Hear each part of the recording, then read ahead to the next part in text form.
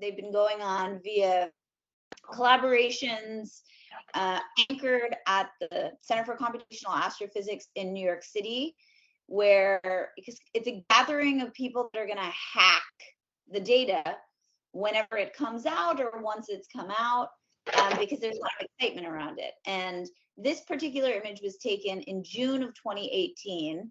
So, 2.5 months or so after the release of Data Release 2, which was such an instrumental and amazing moment in astrophysics. And I had made a promise to various Gaia Deepak folks that I would visualize it at the planetarium when everybody came to New York City to hack the data in June of 2018. And so what you're seeing was the first time anybody had seen the Gaia DR2 data in all of its glory, with all of those of you that know the data can see. You can see the scanning mode of Gaia in here. There's an array of things that pop out when you just visualize that data in this space. The trail of Gaia is in front of you. And the audience of this was about 100 professional astronomers, including many of the folks on the Data Processing and Analysis Center that were visiting New York at that time. So it's been my motivation to get the data in a form where you could fly through it within a planetarium, because it's a really special place that allows for exploration as well as education. Jackie, sorry for interrupting you. No, yeah. Sorry. We thought that your slides were frozen, but it is not the case. Go on. Not frozen. No, I hadn't skipped yet. I just switched slides. Yeah. You can see this one now, right? Yes, right. All right. So this is an image of the Rose Center for Earth and Space. This is the building that I work. This is the ball that's at the center of that glass building is the Hayden Planetarium. And of course, New York City is in the background there, the skyline of New York with Central Park in your foreground there as well.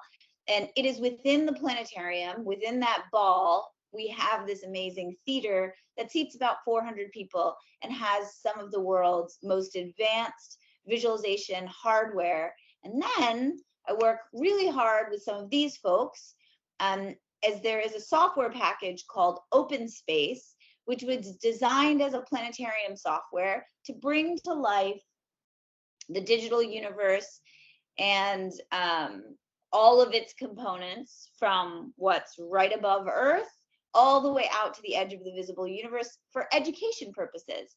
And these are team members. The Carter Emmert is the one next to the American Museum of Natural History logo, and Anders Yinnerman is to his right. And they were the visionaries that decided that OpenSpace should happen. And the various team members on the bottom here, Adam Anselgaard, Alex Bach, Emil Leffert, and then Micah Achinapura, have been the developers of the software that have been making it possible for me as a scientist to use this software, not just for education purposes, but for scientific purposes as well. And so what you're going to see after this next slide for the remainder of the talk are flights that I've rendered for you of how we bring to life this data set within the planetarium, and also on a flat screen, so I can deliver this to you through Teams from New York City to Spain. And one other thing I wanted to note is that in 2020, I led a white paper for the Astro 2020 Decadal Survey, where in a state of the profession call, myself and many other leaders in the visualization side of things decided to put forth the idea that domes, planetarium domes with software and with data sets like Gaia should really be considered places where you should and could do science. And so I would encourage you to check out this paper. It's called Ideas or Immersive Dome Experiences for Accelerating Science.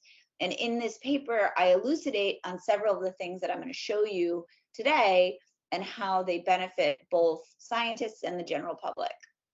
So you can find it on the archive. All right, so let me begin with some flights. And I just want to say ahead of time, because I haven't done this on Teams before and I can't see what you guys are seeing, the bandwidth might prevent this from looking as glorious as it should.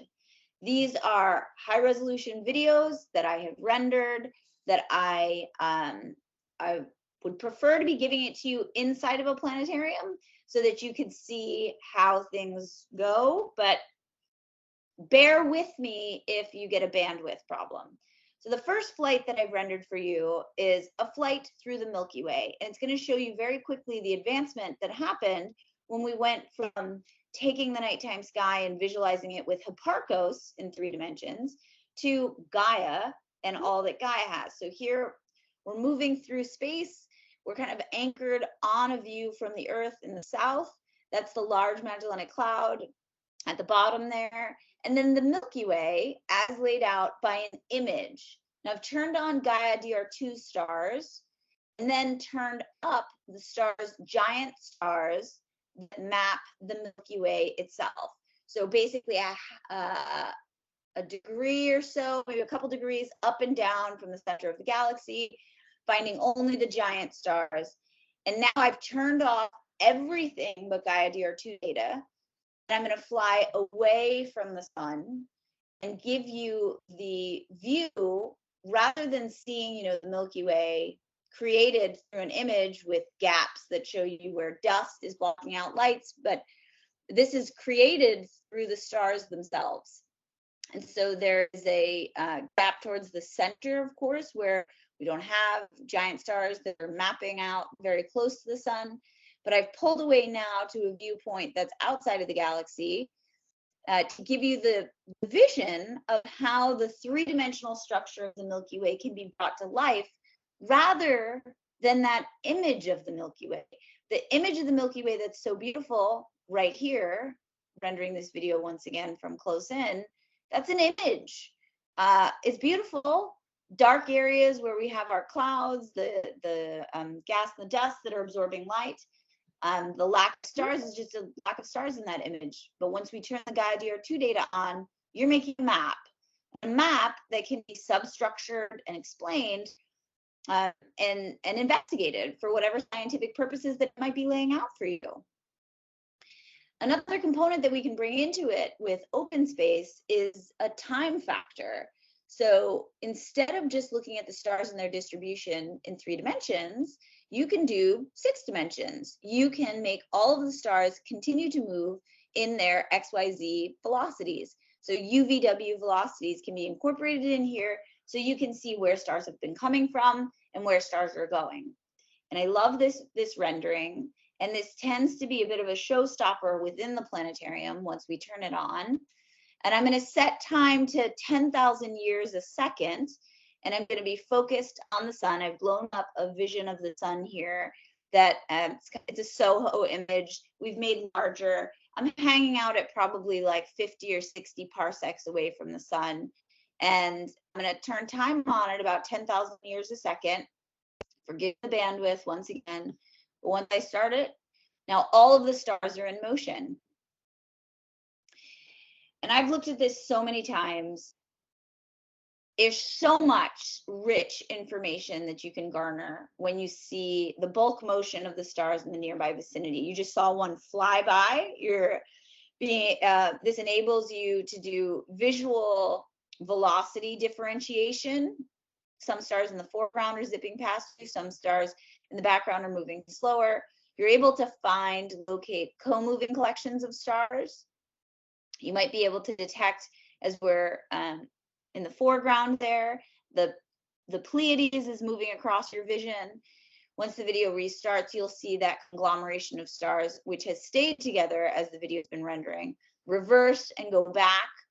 And so I use this in order to investigate for my own purposes local nearby star forming regions, moving groups, clusters, which ones may or may not have something to do with each other, as you can take time, reverse it, move it forward. Now I've reset the loop, and now you can see down and to the right from the sun, that co-moving collection of stars that's moving across the sky together.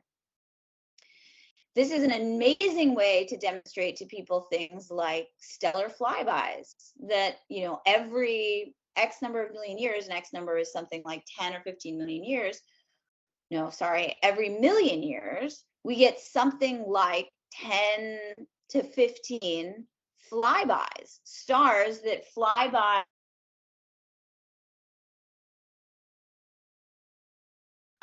the extent of our Oort cloud. That in 1 million years, Gliese 710, a mid-sized K-dwarf, is going to come well within our Oort cloud on the order of 16,000 AU from the sun. And you can visualize that here. I've been working on a project with an undergrad named Everett MacArthur, where we're mapping and visualizing the stellar flybys that we expect to be coming with Gaia DR3 data that's going to be released on June 13th, because you can really see these stars coming and going, and sometimes all you have is tangential velocity, and you can play around with velocity components in here to try and simulate what we're going to get out of, for instance, DR3 data.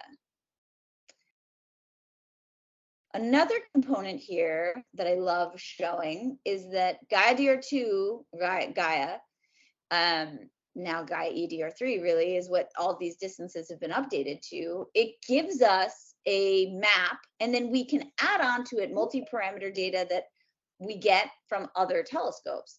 And so we took all of the data from Apogee and Gaia, the high resolution data, which gives us the chemistry, and mapped it onto the Gaia.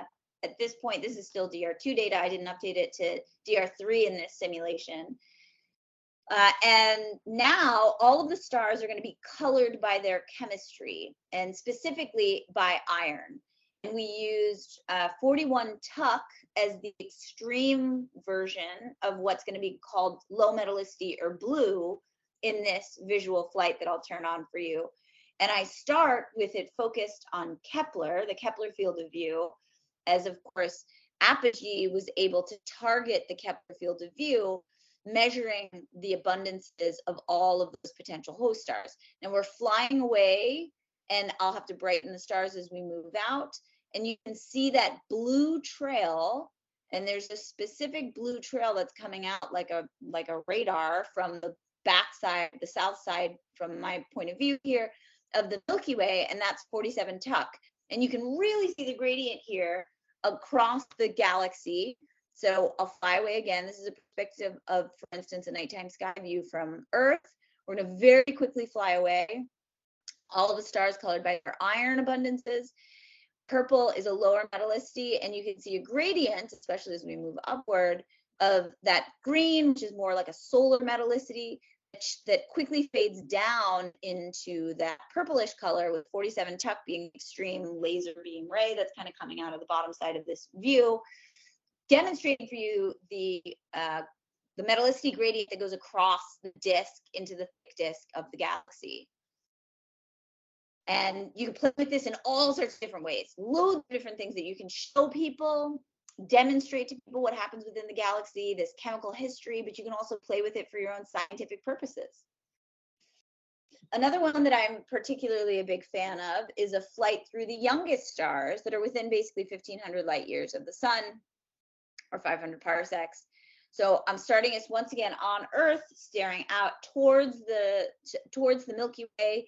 And this time it's going to be composed primarily of pre-main sequence stars. I'm starting with a similar view that I showed you earlier, where the giant stars are really mapping out the Milky Way here. So there's no images on, turn the constellations on so that you can see where we are. There's the Centaur right there. So we're kind of staring down the barrel of the Alpha Centauri system.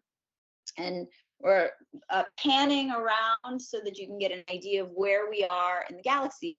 And then I'm coming in on the Scorpion, as that is a wonderfully famous area of the sky where you have a great star forming region. Now I've turned on for you all of the pre-main sequence stars. And so this would be a sky view of all of the brightened pre-main sequence stars.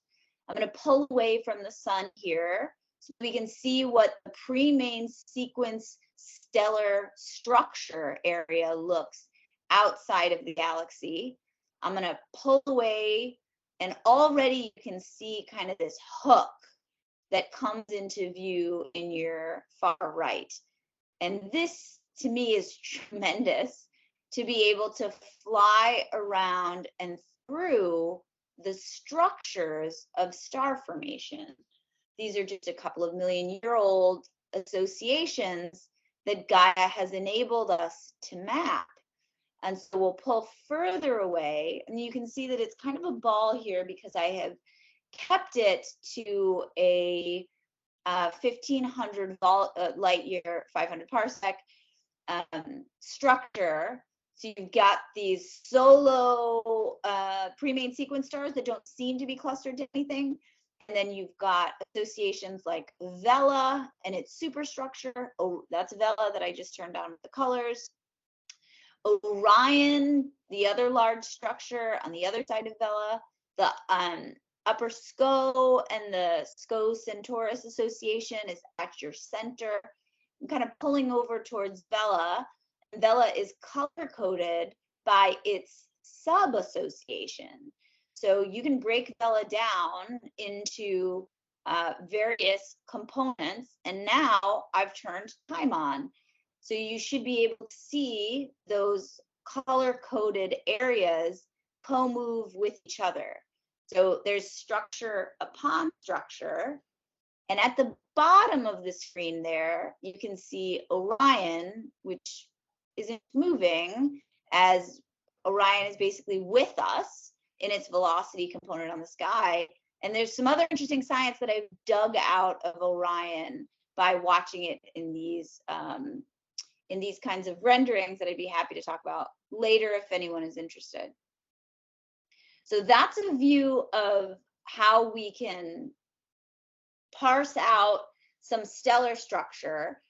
I've been using those kinds of videos to really pull out new associations. Pulling, you know, I work within the regular mode that we do as scientists with some Python plots, with, I'll show you glue later and how I use that. And then I immediately port it out to this software, play with it in the dome, and then give public talks about it and within the planetarium. Another flight that I wanted to show you is CoMoving Stars over time. And so similarly, we're centered on the sun here, as I was in an earlier video where I was showing you the time rendering. But now every single star in this is co-moving with at least one other star. So this is a catalog. This is actually Kareem El-Badri's catalog of co-moving local area, because I'm kind of zoomed in here, stars. And it's great to visualize it this way too. You can see the separation distribution of nearby stars. You can get an idea of the distribution of the nearby co-moving pairs. And you get an idea of the velocity distribution of the co-moving pairs. So these catalogs can be broken down into any subsets that you have that you get excited about visualizing. And one other exciting project that I did using this kind of mode, I did this with Lisa Kaltenegger, is the concept of stars that are in a position of the galaxy from our vantage point, whereby they might, from their position, look towards the Earth and see it transit our sun. So this was a very specific scientific question that we had of what stars are in a position that they can look towards our solar system and see the Earth transit in front of the sun at some point. And we didn't stop there because you add motion. And so we said, okay, but how long do they remain in what we define as the Earth transit zone? And so I went to my planetarium software, and this was a Nature paper that we had out earlier last year. Gaia DR2 is turned on. There's the Earth. All of those stars now that I've highlighted are all Gaia DR2 stars. I've brightened them way up. You can see the sun there, are in a position around the sun where they can see the Earth as a transiting planet over a plus or minus 5,000 year period. And so I created the catalog using this visualization software, and then, more standard tools. There's the image of the Milky Way there. I'm going to pull away and show you where those stars are relative to us. So that's this disk, and I stopped at 100 parsecs for a multitude of reasons that you want to stick with your nearby stars. It's a catalog of just over 1,000 stars that are perfectly positioned so that they can see us as a transiting planet. And you move time forward and backwards, as one does with this software, and you can see them enter and exit this narrow little window of space whereby they will be able to look towards us. For some of them, it's a couple hundred years. Some of them, it's a couple thousand years. Some of them, it's the entire time. The farther off ones get to stay in the Earth transit zone for longer. And you're able to visualize this really cool science fiction-like topic. Jackie, 5 minutes. 5 minutes, Jackie. Got it. Okay, great. I'm heading towards the end. So the last thing I want to point out is that this visualization software can be combined with other packages. So there's a software package called Glue, which is really great for investigating data sets, multi-parameter data sets. And we have combined it with OpenSpace. We call it Gloss. And it enables me to work seamlessly between my astrophysical tools and then immediately render them within the planetarium. So I wanted to end with a couple of pictures of what this looks like in the dome, some stills. That's an image of me and a packed audience of over 400 people pre-COVID, no masks, as you can see, explaining the chemical history of the galaxy. You can see Kepler at the foreground there, and the center of the still. Stars colored by their chemistry. I was showing asteroids here because you can also show where we've got loads of data in the solar system, packed audiences that pile in to see what those data sets are telling us as stories as physicists and astronomers. Here's another one.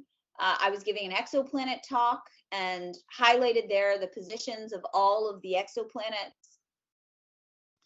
This is one where I've moved outside of galaxy, and so these are also creative images in some ways because we're flying as I'm flying as I'm talking. Actually, I'm not doing the flying. I have a pilot that is perched in a point that you can't see him, and the photographer at the American Museum of Natural History named Matt Shanley loves to do what we call planetarium astrophotography during some of my talks. These are the Tully Fisher galaxies that are surrounding us. And so these are galaxies that you can fly through as well. And then this is a still taken from just the other day, where I was giving a talk to the general public as well as 100 astronomers that were visiting the Division of Dynamical Astronomy.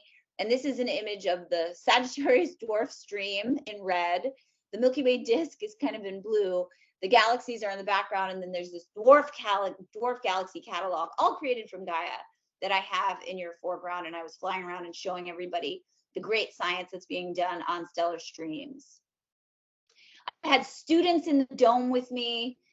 This is the students. This is a number of high school students that are learning how to play with their own data sets within the planetarium.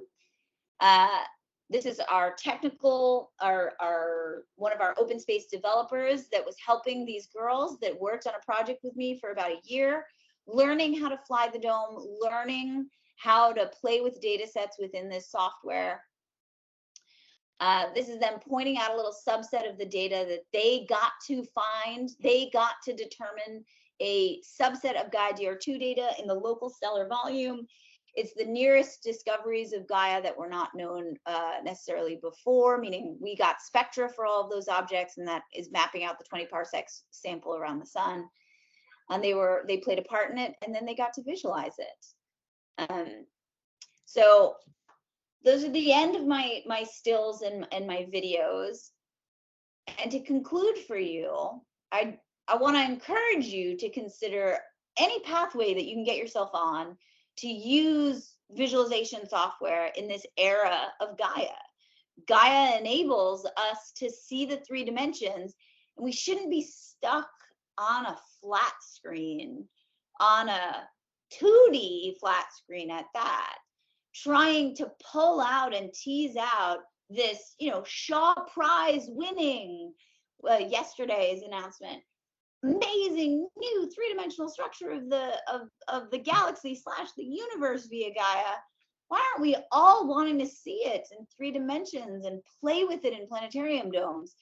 We have that ability at the Hayden Planetarium at the American Museum of Natural History. There's planetariums across this planet. There's over 3,000 of them across globally. If you've got one near you, then call me up. Let's try and make it work for you.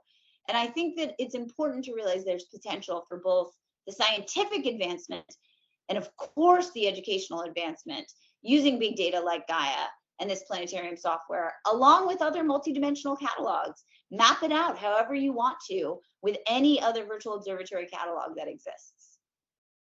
Okay, I'll stop there and take any questions.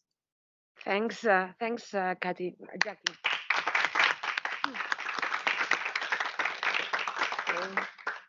Are there any questions in the audience? Yeah, please, Maria Teresa.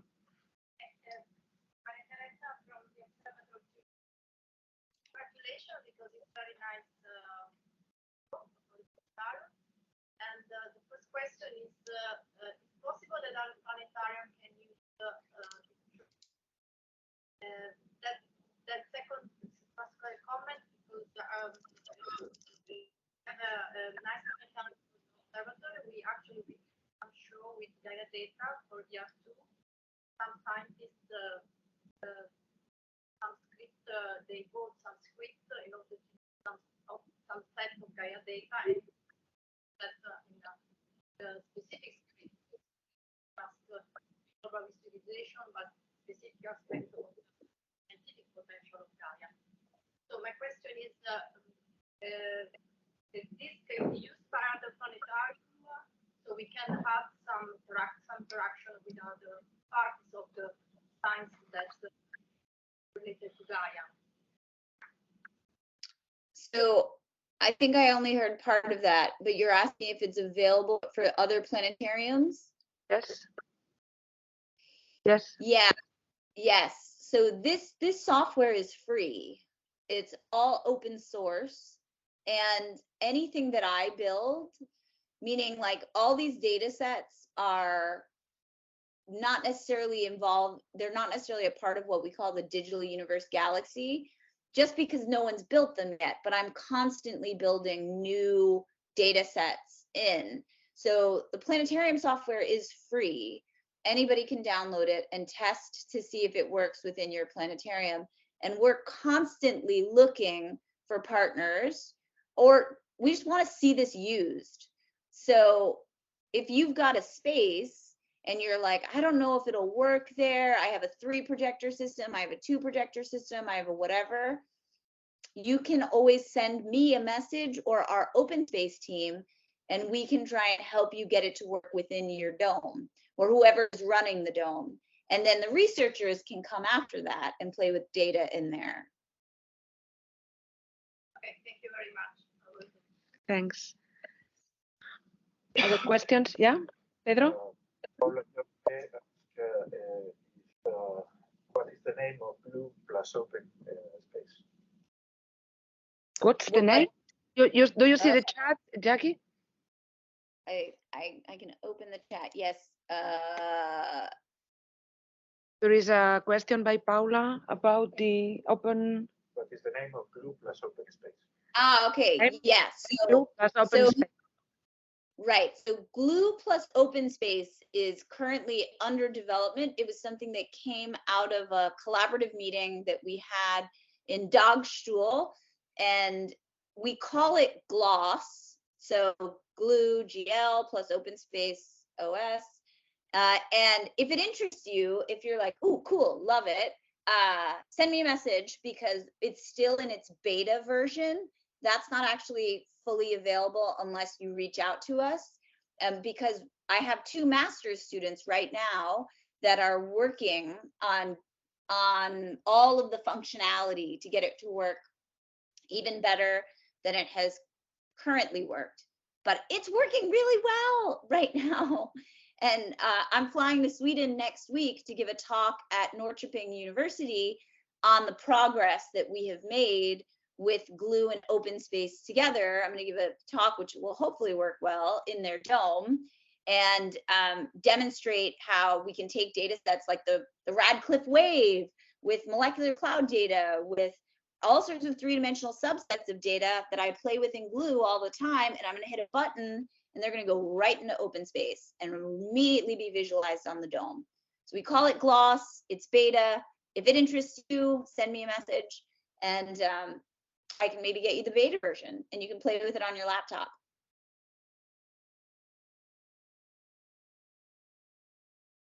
I have a question.